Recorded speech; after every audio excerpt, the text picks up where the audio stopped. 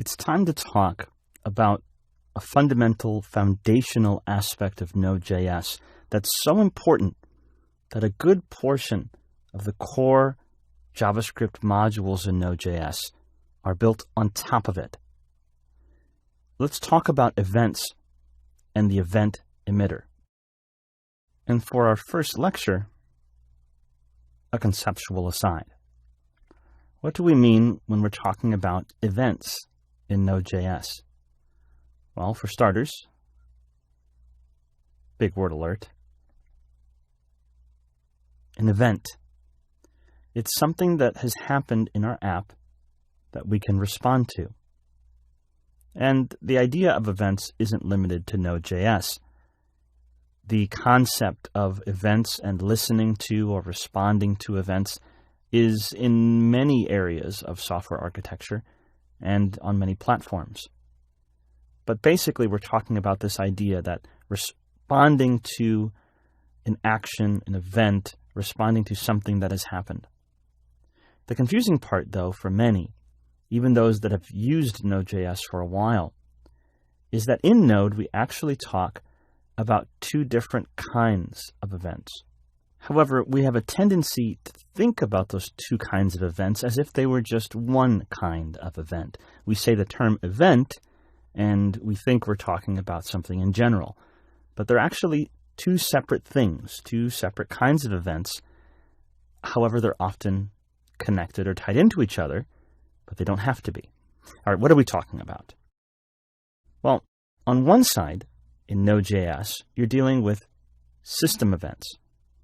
And that comes from the C++ side of the Node.js core, thanks to a library called libuv, which we've seen before and we'll see later. But that's the C++ code, a library of C++ code that's part of Node.js that deals with events coming from the computer system, like, I finished reading a file. The file is open. I've received data from the internet, and other things like that. Things that JavaScript doesn't have.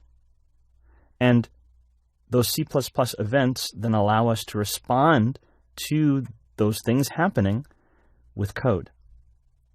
On the other side, we have custom events in Node.js, which are completely different. They're inside the JavaScript core. It's a JavaScript library of events that deals with events that I can create for myself, where I can, in my code, say, hey, this happened, and have code that responds to something happening. However, this is not part of the C++ core libuv. This is the event emitter inside the JavaScript core. It's a JavaScript file that contains the code for what's called the event emitter. So the event emitter in Node is where we have custom events, and that's JavaScript.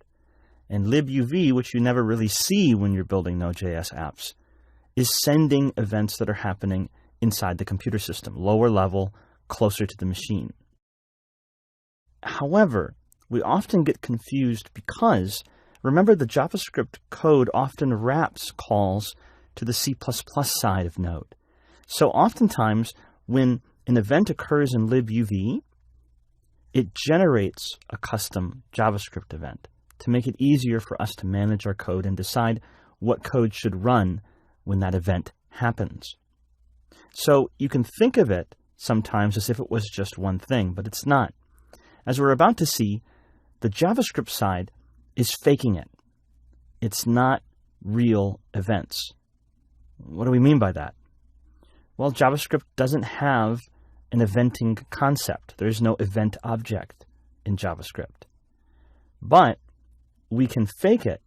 We can create our own event library, our own way of creating, telling the code that something has happened and responding to that something happening with the technique that the Node event emitter uses. All right, so how can we understand first the JavaScript side? Because that's the side we're going to look at right now. Because that's the side that many core modules are actually built on top of. And then later we'll see how libuv helps us as well. But to understand the event emitter, to understand the trick that's being done The best way is to build our own. Now you might think, well, that sounds hard, but actually it's incredibly simple. And understanding that by building our own event emitter quickly will help us understand how we can use the node event emitter and all of the core modules that are built on top of it. All right, let's move on.